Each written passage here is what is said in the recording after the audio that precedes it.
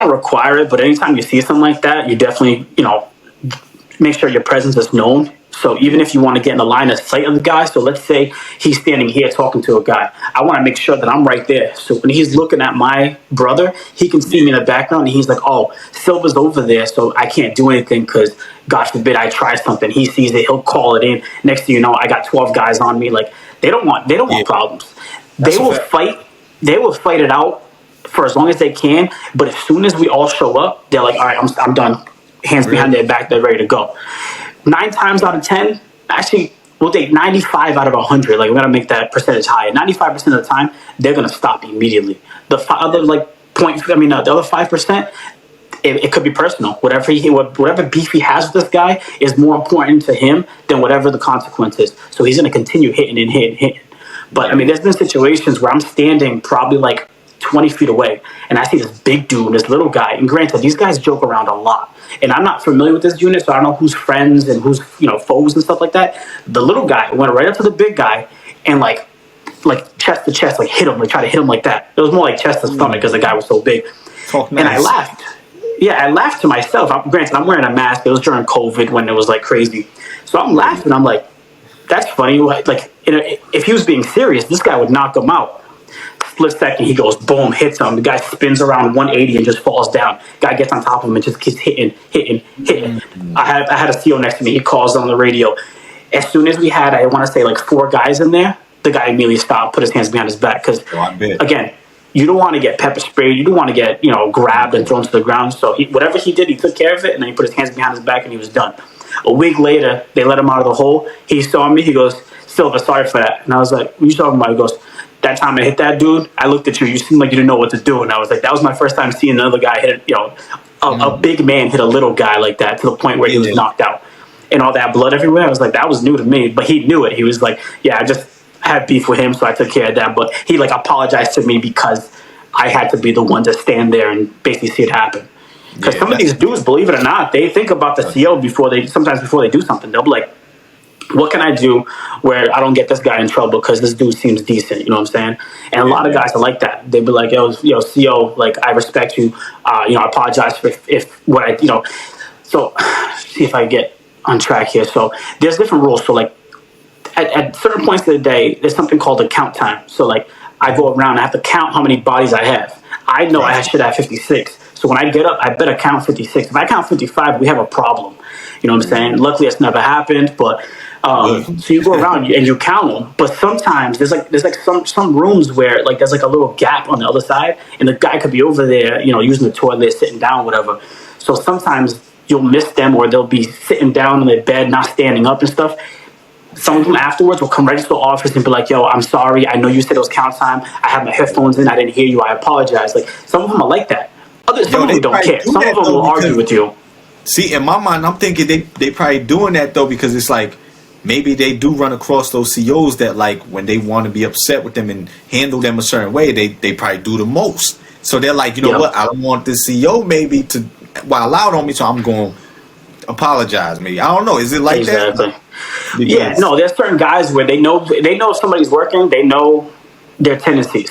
So like they know for me, I just need you to be looking at me, making sure you're good. If you're under the blanket trying to sleep while I'm trying to do count time, we have a problem. You know what I'm saying? Like these guys know what to expect from me, and that's why I like working in a consistent place. Like I hate jumping from unit to unit because it's like I don't know what it's like over here. They don't know what I expect, but these guys know. They know that when I'm counting at like nowadays. If you look outside, I'm sure right now for you the sun might be out, but like 30 minutes ago it was count time, 5 o'clock for us. It's dark outside.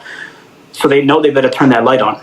Oh, yeah. Just because I said count time doesn't mean you can stand there in the dark. Turn that light on. I'm not playing. Like I need to be able to see your face.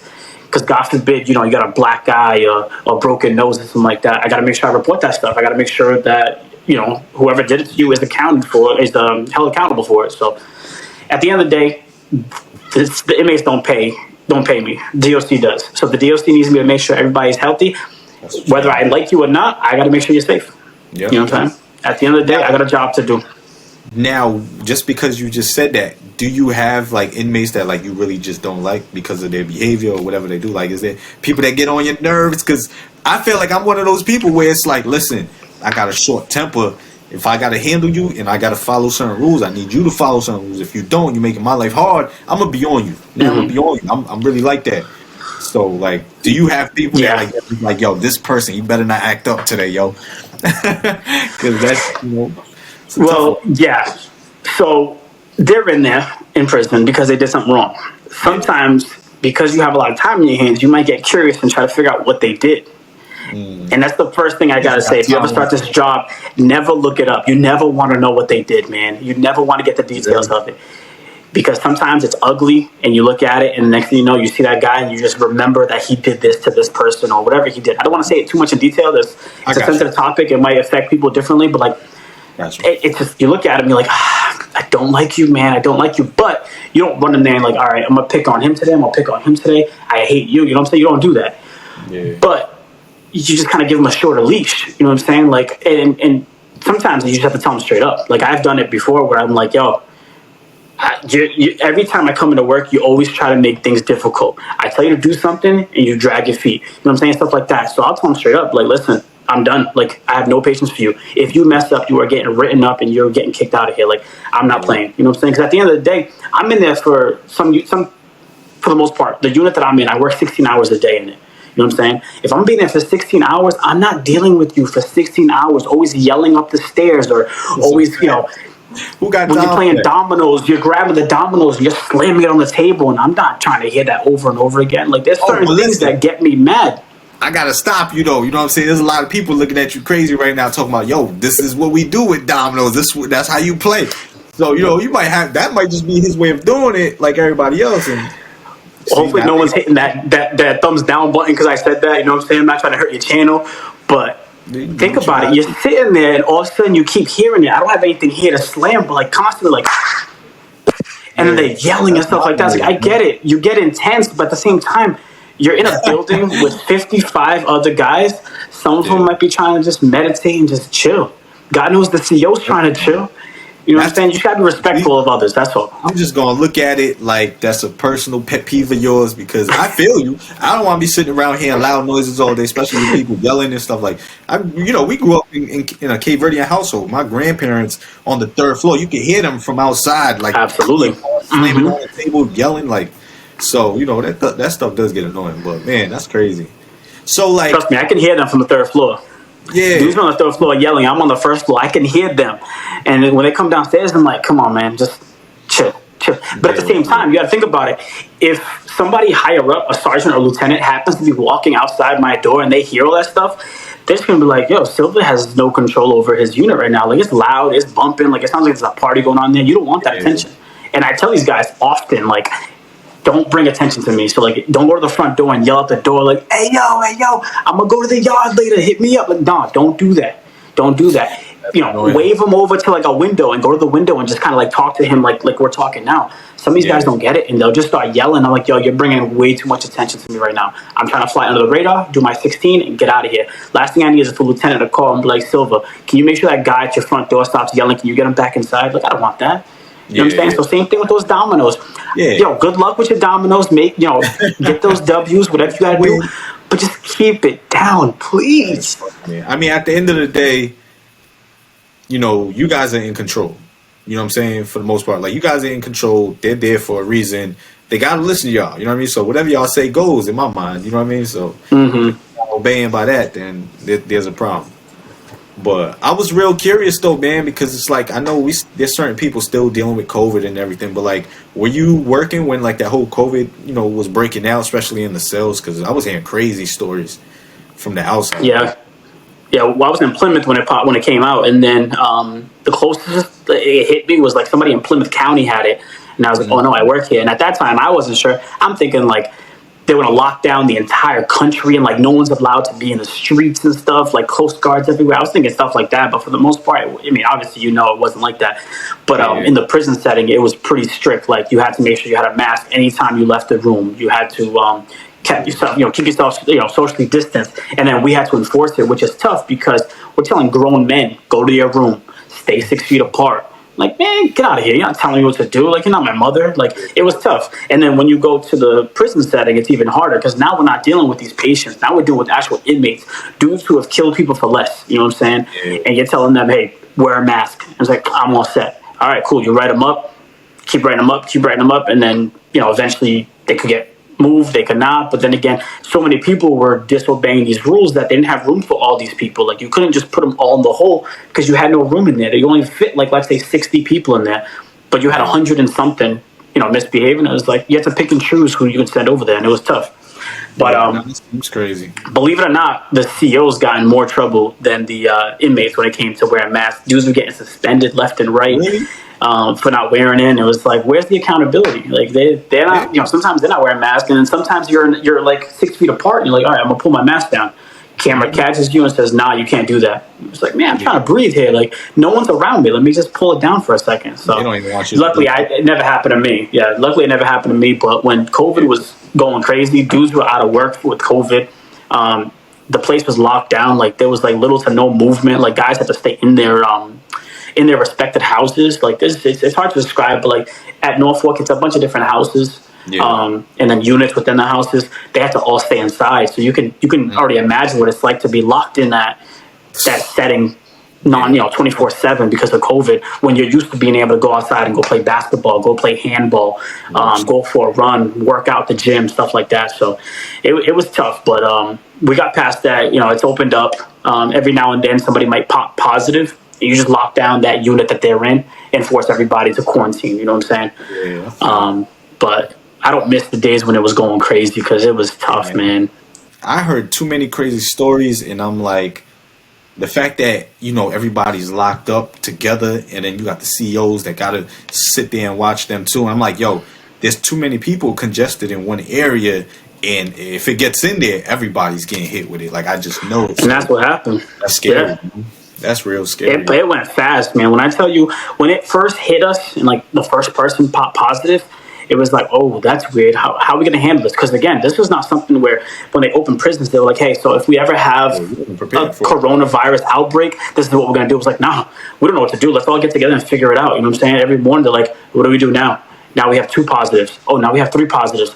We got 6 positives. Next thing you know, I think they were like, at one point, I want to say it was like 200 plus cases of COVID within this setting, and granted, there's only 1,200 inmates, so that's a huge percentage. And so it started spreading like crazy, but it's the point where officers were getting it. So like we were out 50 officers because of it. So that's 50 less guys on shift. So you got to force these guys to work overtime and stuff like that. It was crazy, man. Not to mention hospital trips. Some guys get COVID, they have to go to the hospital, and you need two COs per inmate at the hospital. So if you have 12 inmates out in the hospital, that's 24 bodies you have to get extra. Yeah, that's true. It was tough because I'm not gonna lie, that's kind of true because I'm like, even if I got COVID and I'm locked up, but you guys are letting me be in the hospital and there's a lot of things going on, and you only got one person watch me. Listen, I ain't gonna lie, I'm kind of playing my escape. If I'm doing a bid too, oh yeah, I'm like, you got one. No, it's always 2 guys, always. Nah. Damn, that's crazy though. Always.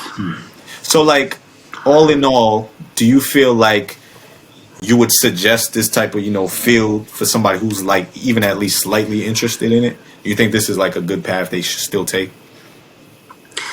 I would definitely recommend it, but because I know what could happen, I can't. I'm trying to think of it. Like I wouldn't want my little brothers doing it. You know what I'm saying? Okay. Just because there's always a chance that you're just not going to come home. You know what I'm saying? Like back in the day, there were a lot of guys who passed away and stuff like that. Like most recently, I'm sure you haven't heard of it because you're on the West Coast. These news happen on the East Coast. But there was a guy who actually got assaulted in the gym. So a guy grabbed a barbell. Granted, I want to say he's from New Jersey, and they transferred him to our facility for whatever reason. And now he's in the gym. Not our facility, but our state, Massachusetts. He grabbed a barbell, waited for the CO to turn around or come up behind him, and he grabbed the barbell and he hit him in the head a few times. Knocked him out, put him in a coma. They weren't even sure he was going to make it. And I think to this day, he can't. I don't think he can walk. I didn't follow the story too much, but this has happened in late August, early September. Like, if you drive around a lot of Massachusetts, like police stations, you'll see signs. It said Tidman Strong. Like, this man almost lost his life because of this inmate. Yeah. So they immediately removed all weights. So no dumbbells, no barbells, none of that stuff from these facilities. Bad apple, man. That's it. And that's what I'm saying. So like when he went to work that day, he didn't think anything of it. He was like, just another day, man, just another day. And little did he know, he was going to get hit in the head, put in the hospital for an extended period of time, and almost lose his life. Yo, So that's what I'm saying. So that's why it's hard for me to recommend it to anybody, because I know some of the terrible things that can go wrong, and I wouldn't want my loved ones in that situation. You know what I'm saying? So I definitely feel you, man. That's some good information, man, because I think what I tell everybody anyways is like when you're about to dive into something, don't be scared to jump into it, but the no-brainer is do your homework. You want to really figure out who's been there, who's coming back from where you go to, you know what I mean? So like that information is like very valuable to some people. So, for the people out there that's looking into it, look, if you big, bold, and don't care about all that stuff, then, do it. The money's good, but just understand that, it can get crazy. It can get crazy in there. It can affect you mentally, you know what I mean? Physically as well. My man's back is blown out, Paul. You know what I'm saying? Like, come on. You don't know what can happen. It can get crazy like that. But yeah, there's a lot of stories out there. I mean, you Google it, you'll get everything. You'll get everything. There's some crazy stuff that's happened in the last few years. I just don't want to talk too much of it because I don't want to put that person out there. I feel you. But look, right now, actually, before I let you go, I want to run a quick game. You know what I'm saying? I came up with the game. It's not that difficult. You might find other games that are similar. But what it's called Game Time, right? So in life, we have to make game time decisions, just like on the ball court, right? So I got a few different scenarios I'm going to put you in. And just like I told my sister's real hard headed, so she wasn't following rules. But I expect you to follow the rules. Come on, Anna. So listen, I'm gonna put you in these scenarios, and all I need from you is to say option A or option B. You know what I mean? So you just choose one side. I'm nervous. And you can't choose both. But you're a real one, so I feel like you're gonna follow the rules on me. So listen. So I'm gonna set you up right too. So I'm gonna give you the first one, nice and easy, simple. There's no wrong answer, right? And like I said, you can't say both. You have to choose one. So first one is, if you had an opportunity to have an hour conversation with Elon Musk or Jeff Bezos, who you picking? Elon Musk. Got you. Good. And you ain't got to explain your answer too. And even if you want to, okay. Unless I tell you, okay. It might be interesting. Okay. Okay, you're inside church. Remember, we used to go to church together. Well, I used to go with you a couple times.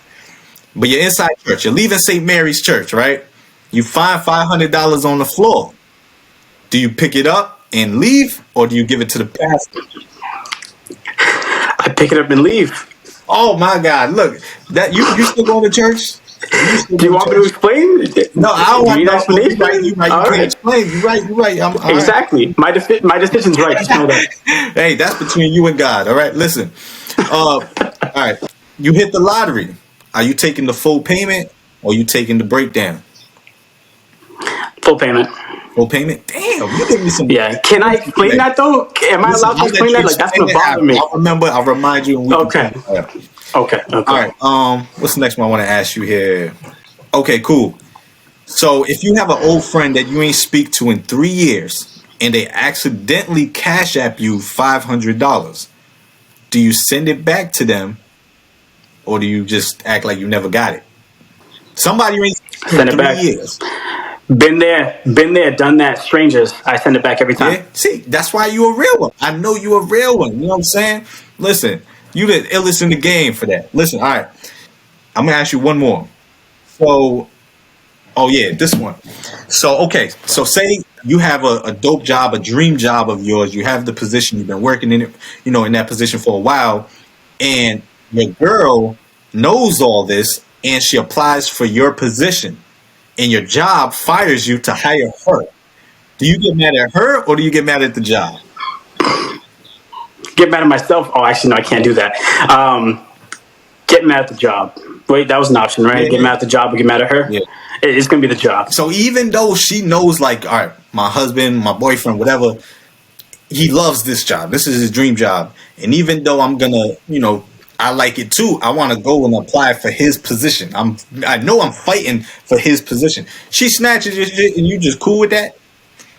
Come on, son. I mean, I don't understand why I'm getting fired over this. You know what I'm saying? That's why I'm mad at them. But if she wants to go for it, we're together. You know what I'm saying? Like that's still our.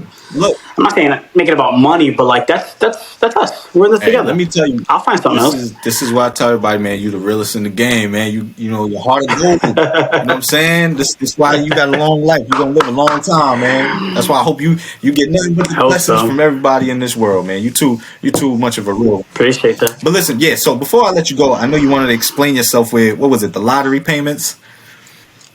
Yeah. Yeah. So, all right. So I'm 33 now. Okay. For like 30 years of my life, I always said, take the payment over time. It's more.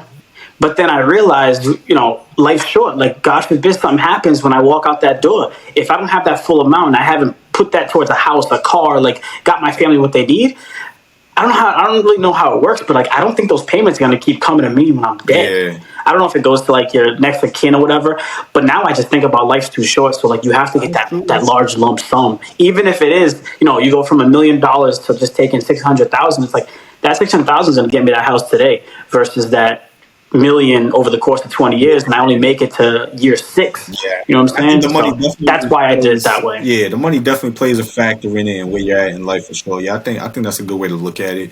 I'm living life with the expectation that I'm gonna live long, and that's why I've been changing my diet, which is tough. But yeah, so I'm pretty much Okay. if I was to answer that question, I probably would want the breakdown, just because I'm expecting to go, the long run, and just I want to be able to create, more wealth and generational wealth too. You know what I mean? Just to make it even sweeter. So Yeah. yeah, so I'd be thinking about the more. I'm always trying to think about the bigger picture these days. Now I'm like my mind's somewhere else. But now, do you know how it works? Like, let's say you were to pass and you chose that 20-year thing. If you can guarantee that that'll go to like my wife, then I'm cool with it. Yeah. Let's do let's do that. I just don't want to lose out on that opportunity. Like I just won the lottery, and now I'm missing out on 750,000. My family's missing out on 750,000 because I didn't make it. You know what I'm saying? So that's why I take the large one. Uncle Sam work a little different. They don't really be trying to give us. You know what I mean? Like David, my cousin David over here was telling me that we were supposed to expect another check from Cali. One of them bonus checks and stuff. I don't know what it was for, but it was supposed to hit my account like a couple days ago. I didn't see it, so that's why I wasn't getting too excited about it. I was just like, Yeah. if this man, what's his name? Something Newsome. If he wants to give us that bread, man, I'm here for it, man. I'll take anything. I'm just investing in everything at this point. So see what it is. That's good. That's good. But listen, man, I appreciate you pulling up on us, man. This was dope. We got a lot of good information, what I'm saying, from your experiences and what you've been doing. Big shout out to the family. I hope I get to see my niece this week. I got to call you guys up if she's awake. But definitely thank you for Absolutely. I appreciate you checking in with us. Everybody, make sure you go, follow Kenny on Instagram. What's your Instagram? I know you got one. Don't have one. I don't have one. Sneaky out here. You trying to hide it, but it's out here. I got a fake account where I'm following one person. That person's me. And she's in the other room. Just know how special I am. Oh, no, yeah, two. It was 2. That's right. Yeah. I've been trying to get I don't check that. I'm just on TikTok and Facebook. You deserve to be on, because you got TikTok. Yo, my TikTok it's climbing. It's getting better.